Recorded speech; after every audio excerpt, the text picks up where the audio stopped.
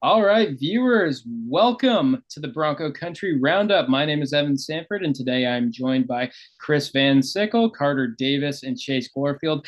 Kevin Hyatt is still unfortunately sick, and Chase, I hate your shirt. Wow. That's rough, Go, man. go Seahawks. Nah. And that's a way to start a podcast. Yeah. All right. So today we're going to cover a few things. Obviously, we're going to get to the Oregon game. We have a little bit of recruiting news, just a small injury update. We don't have too many details on the injuries just yet, but as that we will pass them along as we get them. We have something fun planned actually for the very end of this podcast. So stick around. And now, Spotify listeners, you might want to actually tune into the YouTube channel so you can actually like witness this. It's something that's a lot, or it's more enjoyable visually than just listening, and that'll make sense at the end. I kind of want to leave it as a surprise there. What there's one thing, one little order of business before we get started here. I wanted to shout out what was formerly known as Western Proper. Now, if I am to understand it, it is House of Western has been renamed. Well, we had some viewers ask us where's a good place to like tailgate or watch a game in Boise, and House of Western. I'm gonna have to get used to that. House of Western. They host Boise State watch parties every week, and they brew the Horseshoe Collective NIL beer. So if you go there, it's gonna be a good atmosphere. A lot of Bronco fans, and if you get that beer, which I believe is a lager, It's then a you're also golden ale.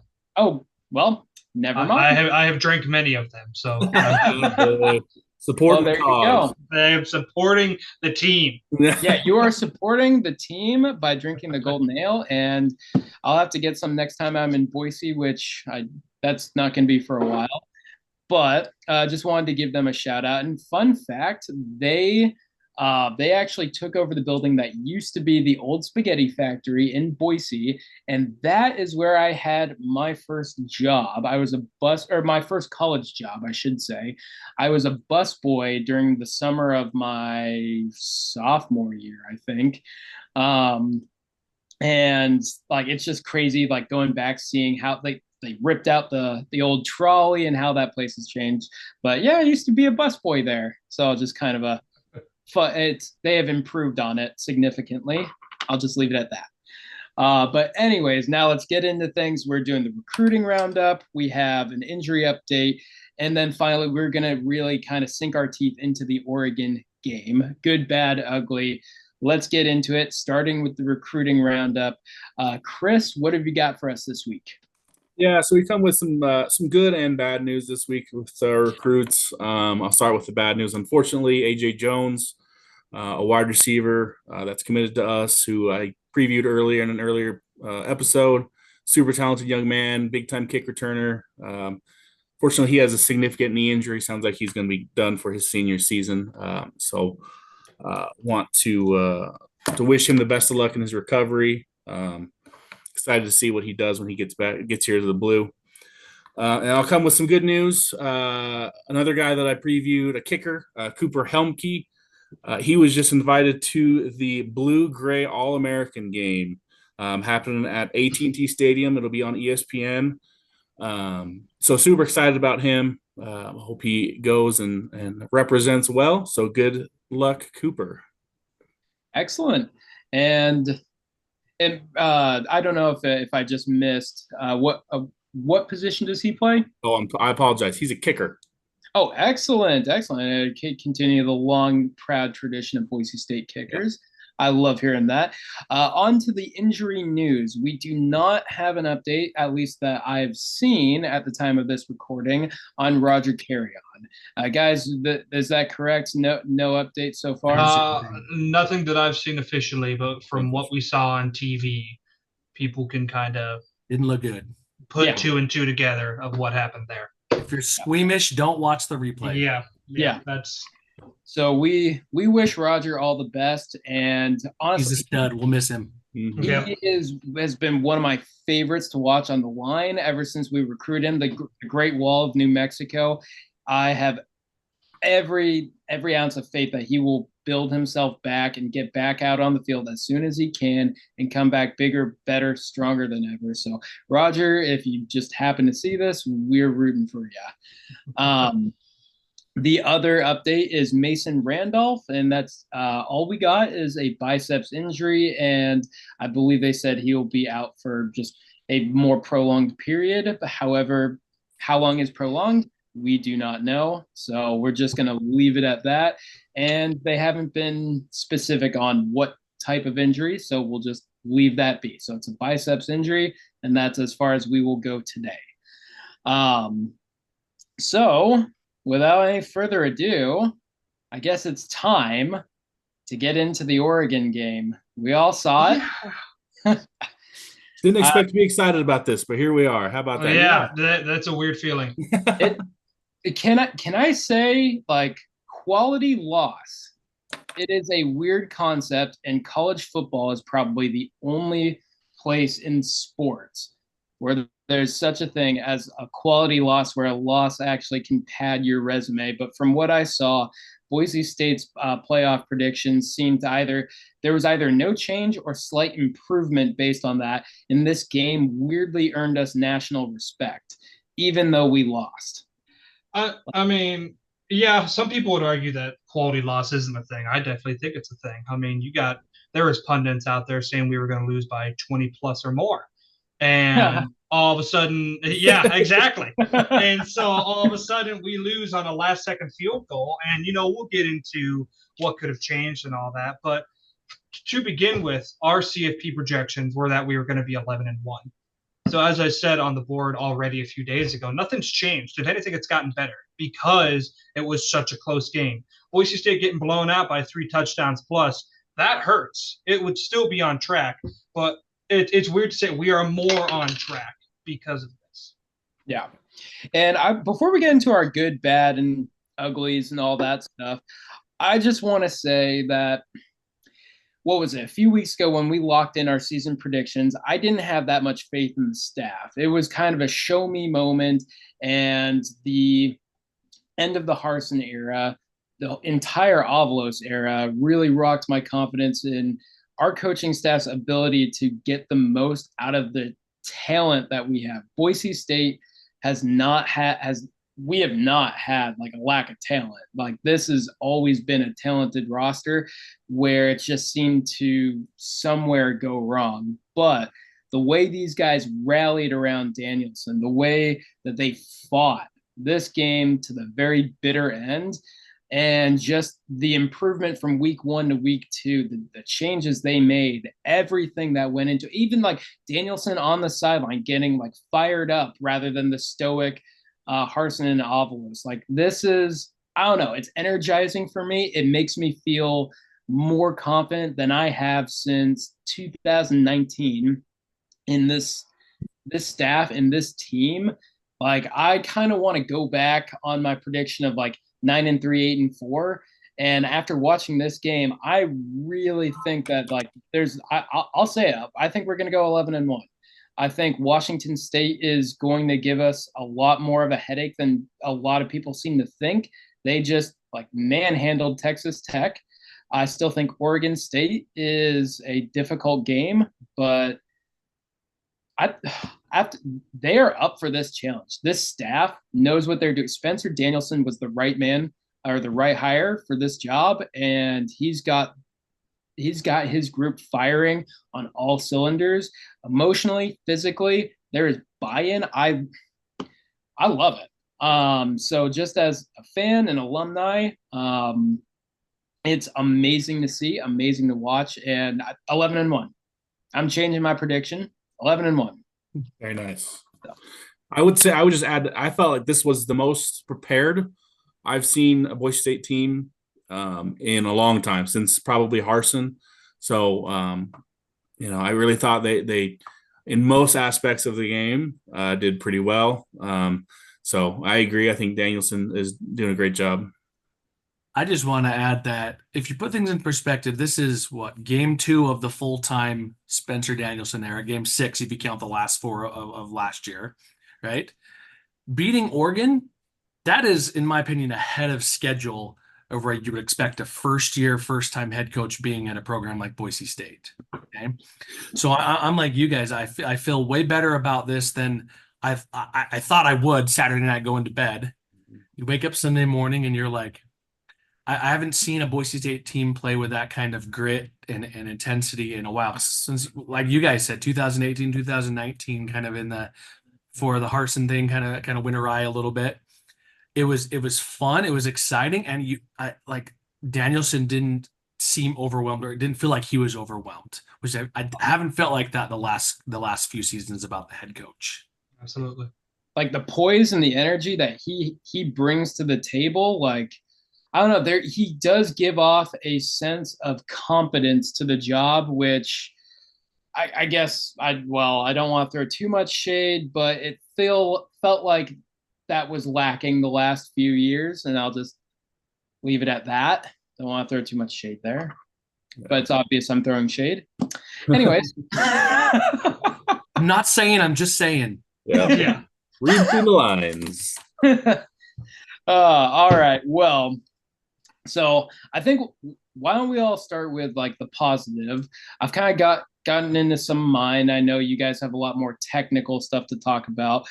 So Chase, if you want to get us started, or if you're ready, we can kind of go round or at least round the horn on my screen. I don't know how it looks on your screen, but I've got Chase, Karter, and Chris is around the horn for me. With what were some of your goods? For me, it was our linebacker play. I know this was kind of mentioned in our prep for this among us, but I saw Marco Notriani making plays. Jake Ripp, that man was everywhere. The ball, hold on, my son's talking to me. The ball was to be found.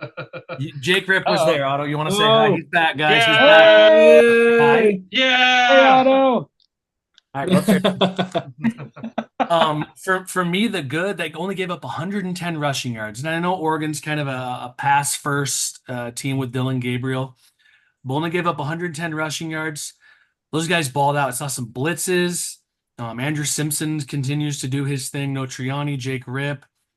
I was just impressed with the linebackers. They had a plan. They had a thing that they needed to do, their role, and they filled it exactly what they needed to do. It was impressive. I liked what I saw from the linebacking group.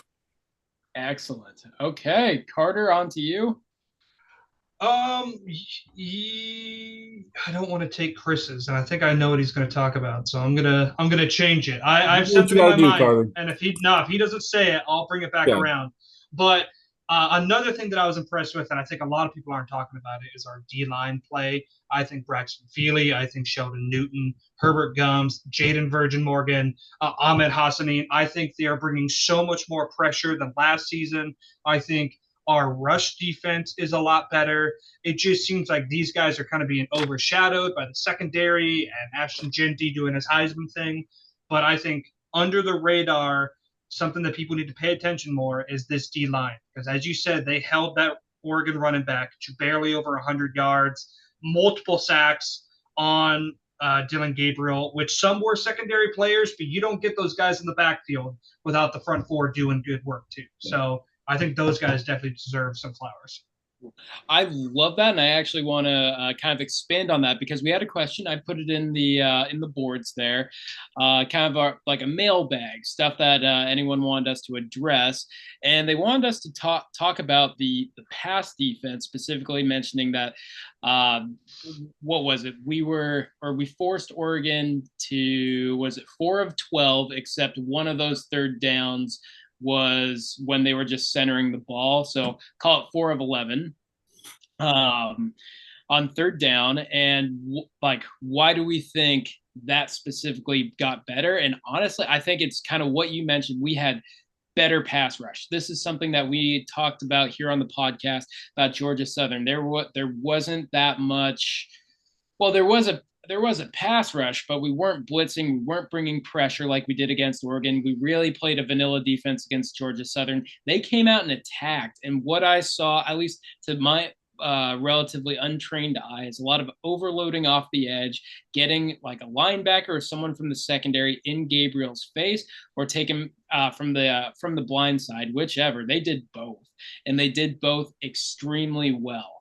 I also think, well, it's something that I've noticed over the past couple of years is that our secondary gives a lot of cushion, typically just when they line up in their base defense.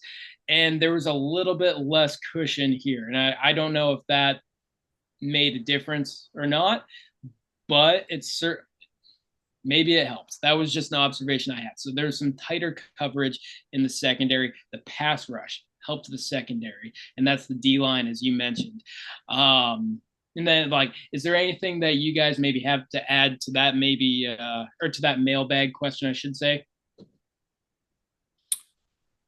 No, the best thing you can do to help your pass game is rush quarterback. So Yeah. I just thought they were way more creative, like you said. 4 sacks, 3 of them weren't necessarily what you would consider a defensive lineman: Simpson, Oladipo, and Rodney Robinson. So they got real creative, and I thought they did a lot better. Shout out to Chenander. He's gotten some, maybe not the hottest start as far as fan love, but I thought he did a lot better this week. He adjusted, and I loved it. And can I real quick? Can I bounce off of Chris what you said? So Rodney Robinson and Shea Oladipo, they are both the first and second string of the nickel corner position. Is that correct? Correct. So we got our nickel corner blitzing, and then Andrew Simpson is an edge rusher, right? So he's kind of that I think it's a weak side linebacker. Hybrid-ish, backer. Well, yeah, so it's Sometimes that edge lines up there. position in that 3 spot. So where he comes off as a defensive end and as a linebacker. So we had our kind of hybrid pass rusher, and then our nickel corner is where we're getting the heat. That is interesting. I like that. It's interesting. Yeah. So I don't know, just kind of something to look as moving forward as a source of pressure and sacks. So and sorry, Evan, I want to add that and to put it from a different perspective, it was nice seeing an opposing quarterback not sitting back there as comfortable as can be. We haven't seen that in a few years. Mm-hmm. Yeah. Gabriel, outside of a few plays, he wasn't comfortable. He was kind of on edge a little bit. That was nice to see. Absolutely. Pressure makes a huge difference. We've said it so many times. When we pressured Georgia Southern, their quarterback there, we made him look remarkably mediocre. And we made Gabriel uncomfortable. We made Gabriel look, maybe not mediocre, maybe above average, but still, we made him look less than his normal skill set. And I just hope that that's a trend that they continue moving forward, because that helped the secondary so much. Their athlete, they were capable of getting past our athletes. There were a number of missed deep balls, but he missed because he was affected by the pass rush. So even when he gets it off, give me more pass rush. Give me more pass rush. So anyways, thank you to I'm terribly I'm gonna forget who submitted that mailbag question, but thank you for that. I'm going to forget a lot of names, but Chris, we were moving on to you before I interrupted. No, you're good. Your goods. My goods. I'll always go back to my home team here, the offensive line. Dealing with some injuries. We came in, we've talked, this podcast has probably talked more about the offensive line than any other podcast I've ever seen, which is just the way I like it, boys. This was a strength, the strength going into the season, other than Ashton Genty, which shout out, check out the shirt. Oh, yeah. Legit Heisman candidate, not even just feel good. He's legit going to make it to New York, I think. Anyways, offensive line, dealing with some pretty major injuries already. Zach Holmes started at center. I think that he probably received most of the practice reps during the week, which is, that's fine. He played great. And then with Roger Carrion going out, Tyler Kenneth, who did play some against Georgia Southern, both just played great. against a Big Ten. I cannot get used to saying that Oregon's a Big Ten team. That's bizarre. Whatever. I still call it the Pac-10. So that's Good one. Lord. Yeah. But against a Big Ten defensive line, shout out to those guys. I thought that was really impressive. Really didn't miss a beat.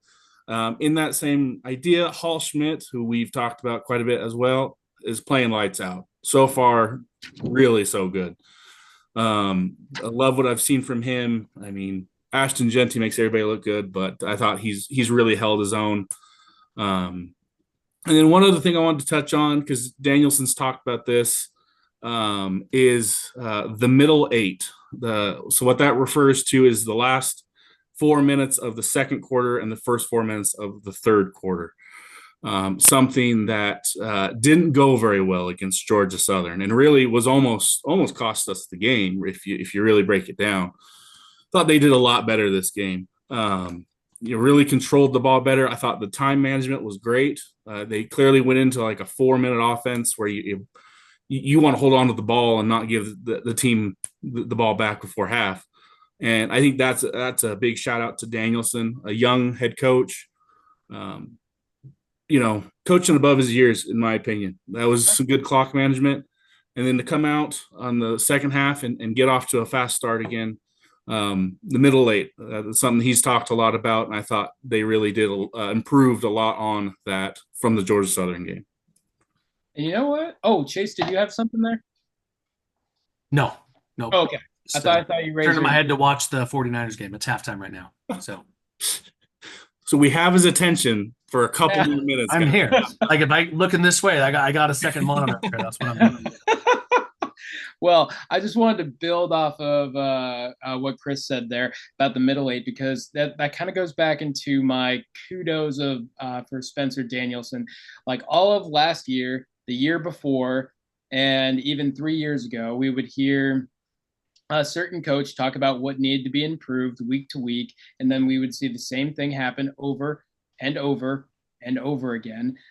But with Spencer Danielson, he says something needs to be improved, and then you actually see improvement the next week. So it's identification of the issue, but then he knows how to like manage it to see progression. It's not solved. It's not fixed. It's not going to get fixed in a week, but there is clear, measurable progress. And that, as just a fan, that is so refreshing. Yeah. The last little bit of the good, I'm just going to cover the obvious. Ashton Genty should win the Heisman. Stop the count. He is the guy. Evan, I do want to add. Don't want to steal this from you. The last time a running back had 9 touchdowns through the first 2 games was Ricky Williams in 1998 when he won the Heisman. Yes. And Ashton Genty himself has more rushing yards than 110 other FBS teams. Just himself. Yeah. Well, boom. Mic drop. Ashton Genty, he is the GOAT. Is he the best running back Boise State has ever had? He's certainly making his case this year. Yes. So is he the best in terms of raw talent? Is he the best player in Boise State history? I saw some Twitter arguments today going on like, oh, Kellen Moore versus like Ashton Genty. In terms that's going to be that is even being brought up is huge though. Like, I could see that being argued, but I mean, that is my part point. of your legacy is games you play in, and whether or not it's Ashton Genty's fault, he has not played in the level of games that Kellen Moore did.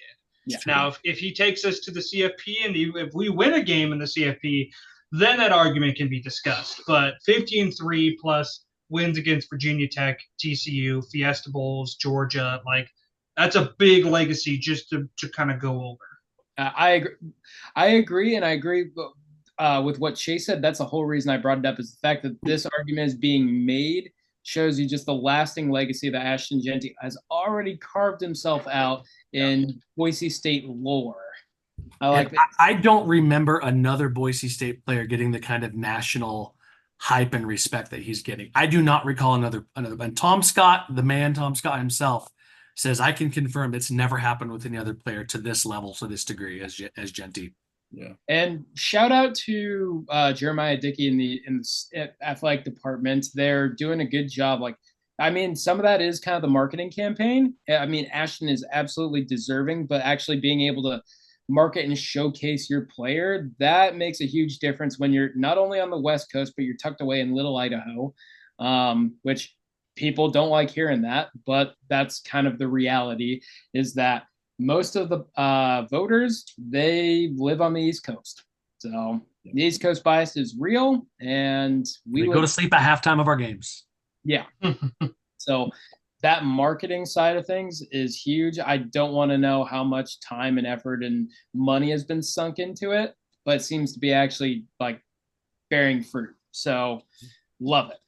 But I guess without further ado, that brings us to the end of the good section, unless there's anything that we talked about earlier that we forgot to mention.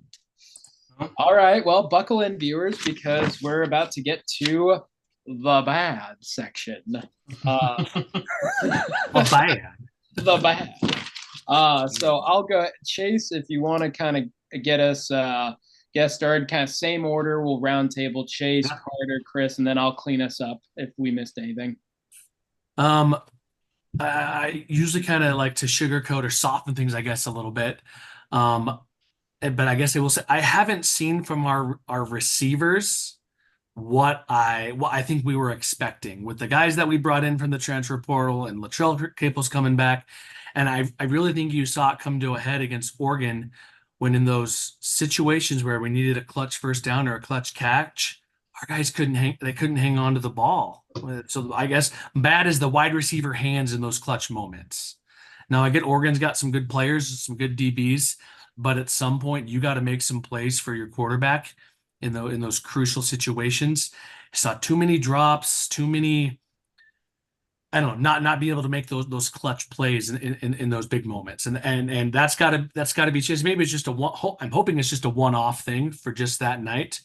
But I definitely want to see more from the hands and just having strong hands and going up and getting a ball in those clutch moments.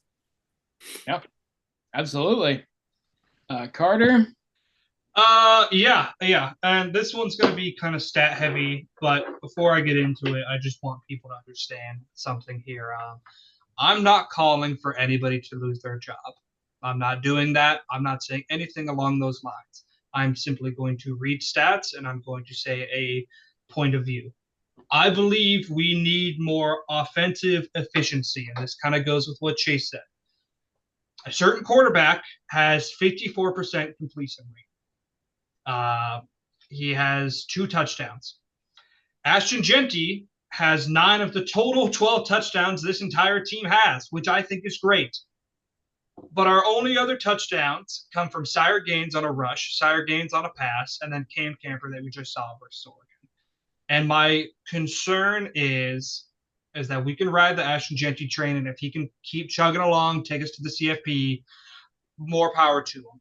But I don't think we can't just depend on Jeanty. And my problem is that there isn't enough offensive efficiency. Completion percentage is down.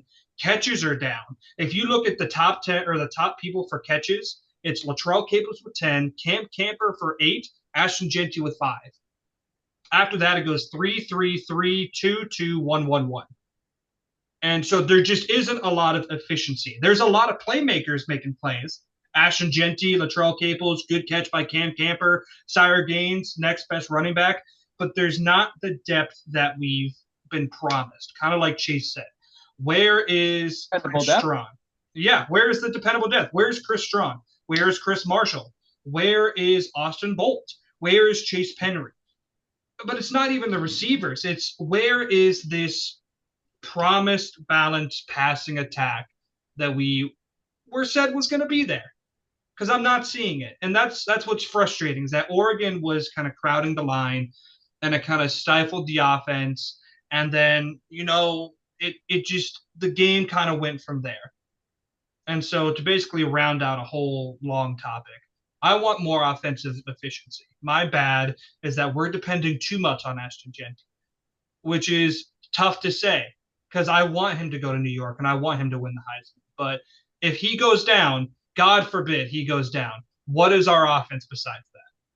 Because I truly don't know. No, I agree. I knew we were going to talk about the passing attack, and I 1000% agree. We need more out of it. I've got some I guess I've got some other points I might hold off to see if Chris talks about before I bring it up. But yeah, no, we're not like, what was it, 14 of or 17 of 41? 17 to 41. Yep. Yeah. As of right now, Ashton Genty has more rushing yards than Maddox Madison has passing.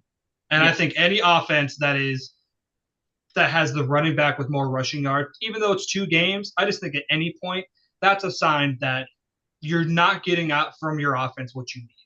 Yeah. And viewers, just again, be keenly aware that this is what we're advocating for is more efficient. Yes. We need more out of the passing attack. Yes. This podcast is not about calling for anyone's job. Right now, there's a few accounts on Twitter running rampant right now, and they're doing their thing, and they are the worst of us, frankly. Yeah, I'm not here to say Maddox should lose his job at all. I don't want that, because it could be, like Chase said, it could be the receivers that aren't getting open. It could be play calling that just isn't favoring Maddox in passing. I don't know. All I know is that I want my quarterback to have more passing yards than the running back has receiving. Yeah, and well, actually, Carter, you just kind of said the point that I was holding back, so I guess I'll just jump on it. So sorry, Chris. But the second half play calling was one thing that I was just pulling my hair out over. It got almost like it felt really tight. Whereas in the first half, like there was a lot more, I don't know, a lot better flow. It felt like they were. I mean, the passing game was efficient in the first half, and then it got bland. It got predictable. They were running into a loaded box. Chase, did 49ers just scored. 22-7 now in the third quarter. Sorry, continue, Evan. Well, I mean, it's the Jets. Calm down. Aaron Rodgers. Yeah. Anyways, what was I saying? That play calling, it just felt very bland, very vanilla, and they were walking into very obvious situations against a loaded box, and you're setting up your star running back for failure, and then setting up a quarterback who hasn't had the greatest day for a 3rd and long situation where you're asking a lot out of him, when really if for that game, for those situations, it would be the passing game would be at its best when all it has to do is like be pedestrian, get 5 or 6 yards at a time, not 11 or 12. I will say deep ball accuracy was, some of those were there. We have I mean, there was one catch where I'm not gonna really dwell on the drop in the end zone too much. That's gonna be one that Camper will absolutely, he'll want that back. That'll get cleaned up. But like some of those misses where they were there, you got to hit that in those big games, those situations. The deep ball was there when they tried to dial one up, and we missed. And then a lot of the mid to short range passes were behind. So on those drag routes, the receivers had to stop and try and catch it. And occasionally it got knocked out. Occasionally they did, but they got just pinned right there instead of being able to catch it while in motion, maintain their momentum, and get up the field for a few more yards. So the timing was off. The accuracy was a little bit off. Well, I won't get too far into it. We just need more out of the play calling, at least, well, in the second half. We need more out of the passing attack. So I don't want to get too worked up over that. So why don't we go ahead and jump back to Chris, and what was yours? Well, we covered the defense a lot in the good, and that's awesome. And I think they did a lot of great things. But we found our corners out of position a little bit again. And unfortunately, that just straight streak route, they can't seem to keep up on that. And Oregon had some success on that. So for me, my bad was the deep ball coverage. Irby. Turn your head. No, sorry.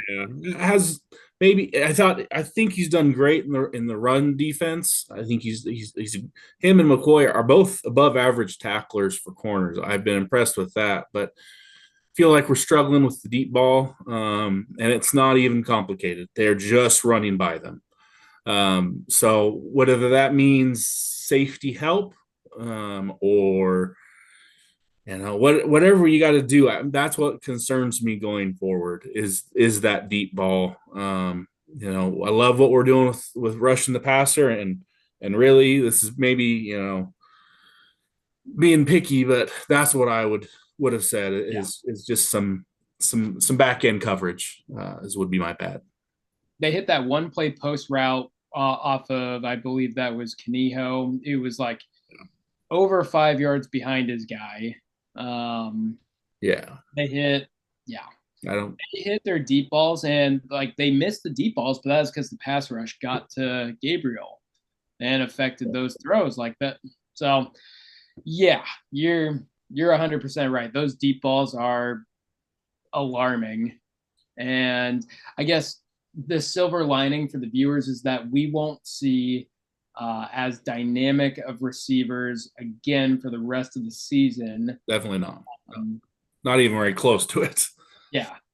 But if we make the CFP, if we run the table, win the Mountain West, and get that bid, then guess what we're going to see? Some dynamic. We could very well see Oregon again at Autzen again for a rematch. We could get the exact same thing. And so we have to come up with an answer. More safety help, sure. Or just, well, I don't want to speculate too much. That's how you get in trouble. But I think with this, it will get fixed. Maybe those times running by could have been Oregon speed, but just like you said before, Evan, that trusting this staff, I trust them to fix this because they fixed the secondary a little bit for week 2, and so I think I have very high hopes that it can be fixed because I remember complaining like, why hasn't this been fixed? It was a problem since last season, but I think that was me being a little emotional at the time. I do agree with you, Chris. It's like, why? Like they just ran right past him. It's not that hard to defend, but I'm very hopeful it can be fixed. Yeah, I'm with you guys. As someone who's coached at the highest levels of middle school football, like I have, yes, like you don't really know what your guys can and can't do until you play in a game. You can run drills over and over in practice and scrimmage in practice and do all that sort of stuff, but until you're live in a game, my favorite practice was the one after our first game because I had a whole clipboard list full of, okay, we got to work on this. So until you see him in live action against an opponent, you don't know. And so to see the improvement from game 1 to game 2, as you guys have mentioned, it shows progress in the right direction. Okay. Yep. Well, that's, you know what? That's a nice little cherry on top that our viewers need before we head into the ugly. The ugly. Wow. And this is going to be a real short talk. Yeah. Well, I think everyone and their mother who watched the game knows what we're going to bring up here. Well, I guess raise your hand if you want to be the first one to bite into this. Are we talking about Peacock streaming service? Well, absolutely. That was trash. That was oh yes. Oh my goodness. Like that's not what you're crew. That no. That was like I'm glad you mentioned that because I totally forgot and I was like, oh, I'm gonna talk about this on my podcast. Like, this is straight garbage. They can't get the camera right. The commentating, like, I'll be the first one to do it. We're getting our pitchforks out. Is that what we're doing? Yeah, we're getting our pitchforks out because what was the point of Stacy Collins? Because I was told he was the best special teams coordinator in the nation, and I don't think the best special teams coordinator in the nation would allow a punt and a kickoff return for a touchdown. And we don't know what would have happened with those drives, but I know for damn sure they wouldn't have gone for touchdowns off the next play probably. It wouldn't have completely flipped the feeling of the game. Like, it would have took time off the clock. Things could have changed. So Nice, Yeah, nice long run by Ashton Genty, only to be followed up by a kick return for a touchdown. yeah. Nothing kills more morale more than tying a game Breaking. or Oh, taking the lead and then they just run it back. Like, Just cool, kick it out of the end zone. cool, Yeah. yeah. Come Yeah. on. kick it out I of don't- bounds. Like, Yeah. do something. I'll I take don't- the penalty. Yeah. Even against Portland State, I don't want to see it. I just kick it out. Don't want to see it. But you will. They'll want it on tape. So I guarantee you'll Yeah. see a couple returns. No, I know. Just in my opinion, they're on timeout. Go stand in the corner. Honestly. So we did have a mailbag question, and they wanted us to break down like why we thought the special teams performed so poorly, and that is the $1 million question. I don't like. So to my untrained eye, I just saw them get they over pursued, and I'm at a lot. I'm tip of my tongue. They over pursued, and someone help me out. I think they over pursued and they got out of position. Yeah, They got out of their running lanes. Thank you. You pursue the ball carrier at certain angles to cover all levels across the field. And if everyone just heads straight at the ball carrier, right, you leave that. Yeah. And it was bad. And I think this is a time where we can maybe compliment Oregon on some of their players. One of the few times you do truly get burnt by speed and athleticism is in a kick or a punt return, because you are allowing that playmaker to get at top speed and do what they were brought to that university to do. That's harder to do in an offense. There's harder to do as a running back, as a receiver, but as a returner, you get a 30-yard head start to sprint. And the second that Oregon returner saw a gap where everybody collapsed, it's what he was brought there to do. So at a certain point, it's unavoidable. If it's bad play and they collapse, I mean, there's just nothing you can do with that type of athletes they brought in.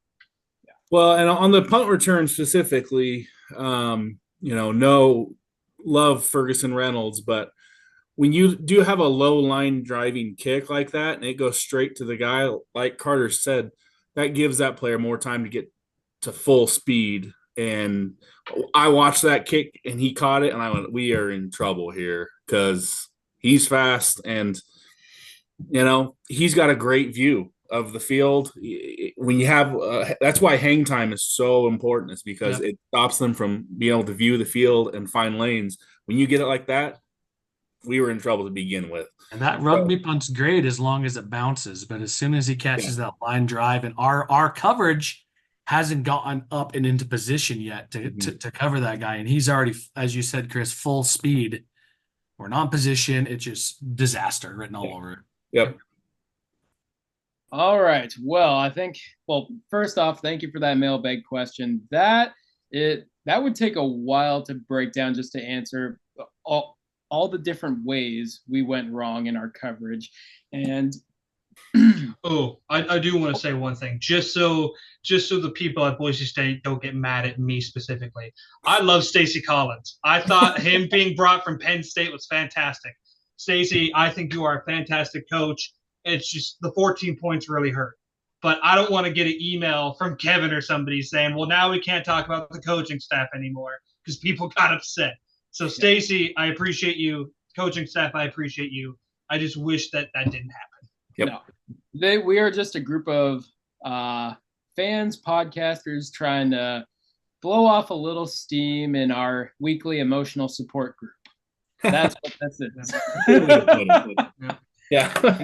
we ride or die for this program, and this is my favorite team on earth, and I'm pretty sure all of you guys feel the same way. So the criticism that we bring comes with a whole lot of love, and I just want to see them right the ship with the special team. So anyways, moving forward, I kind of wanted to surprise you guys or challenge you guys a little bit before we get to the fun thing that I mentioned earlier. And that is, I want to end one last, if you have one, give me one last grievance, and then give me one last little bit of positivity. So, for example, and it could be anything. I'll start. I'll do some low hanging fruit.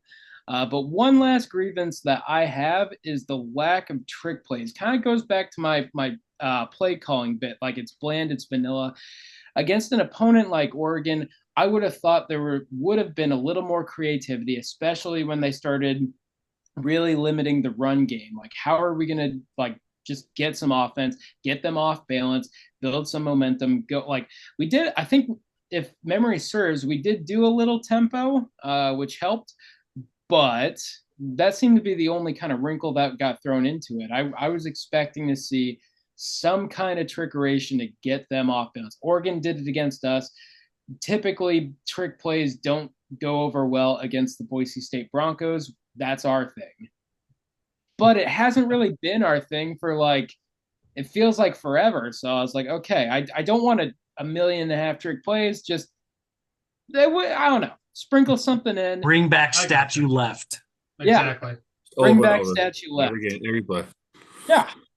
And then my last little bit of positivity is that it really does, even though this is a loss and even though we just spent a good amount of time breaking down the good, the bad, and the ugly, it really does feel like Boise State is back in a way.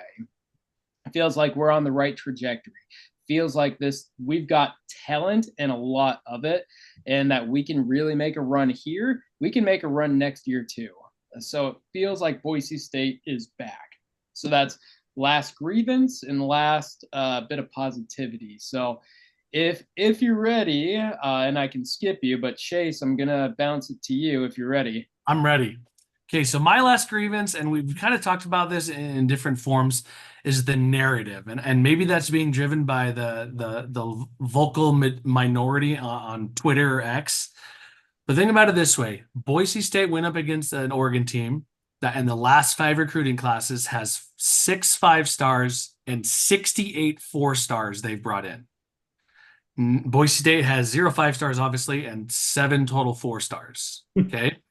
So the grievance is like, I hate it when like, why can't we do this? Why can't our guys do what they're supposed to do? Why are we sucking so bad? The other team tries hard too. The other team has really good players, and Oregon happens to have a lot of really good players, and they try hard too. So if we were running against dummy bags or garbage cans, like if you don't have enough guys on your defense, they're in practice and you got to put garbage cans out there to play your linebackers, and we can't do this stuff, that's another thing. When you have 4 and 5 stars and the high level players Oregon has, it's not just us failing. The other team tries hard too. So that narrative is a grievance of mine. It's been like that for a while. I mean, what did Coach Pete used to say? It's never as bad as it feels or we think it is, or it's never quite as good. It's somewhere in the middle. Mm-hmm. Yeah. I think we're somewhere in the middle here with that. Okay. My last little nugget here, Matt Lauder. Go watch the tape. Go watch the tape. Yep. He didn't do much in the passing game. Go watch the tape of that man blocking his butt off. That The spring Genty and Sire Mhm. gains and getting those. He was a man playing with his hair on fire.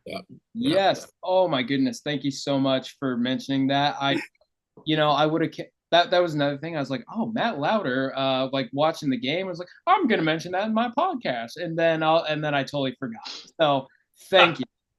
But I want to before I bounce it to you, Carter. Yes, with the narrative stuff. There are some people on Twitter who really suck, and that they just honestly, yeah. If you're watching and you're one of those, then you suck. Like you don't feel complete unless you're griping and whining about something. You know? Yeah, if you're one of those people, I don't want your viewership. I love this podcast, but we're doing this as a hobby, so like it doesn't mean anything to me. So if you're going to be that way, then just go like, I don't know, just jog on. Wow. Yeah, adios. I mean, I like viewers, so everybody go yell at Evan, not me. I mean, you guys are fun, so no big deal. I don't really have any grievances, and I think that kind of goes into my good is that everybody needs to calm down. On the board on Twitter, we're just like I said earlier, we are still on track for the college football playoff. We're still on track to win the Mountain West. I think more so. I don't have a grievance. I guess my grievance is everybody's expectations kind of have come up a little bit more. Like people all of a sudden were like, "Oh, we're 7-5, it's falling," and now that we lost, even though we were supposed to lose, but we lost better than we should have. It's like, oh, the sky's falling again. Like, let's calm down. 11-1 is still attainable. Yep. All right. Sweet. And wait, so was that? So that wasn't your grievance. Was that your good then? It was It was a mix. It was a mix of both. Both It was wrapped like, up into yeah, one. it's like the grievance of people complaining, but the good is that, hey, we played better than we thought we were supposed to, and everything's still ahead of us. So stop complaining. Everything's going to be fine. If we lose to Portland State, then I can hear some grieving. Deal. If we pull Wyoming, Yeah, then I'll worry about it. Yeah. Okay, was I not wrong? Like when we talked about like, oh, I'm not that intimidated about Wyoming this year. But Some people were high on them, but I don't know. we'll see. They didn't look good this weekend for sure. they could get better. All right, Chris, go ahead, round us off. My only grievance, and you talked about trick plays. My grievance is I'll keep it short and sweet, so less screen plays.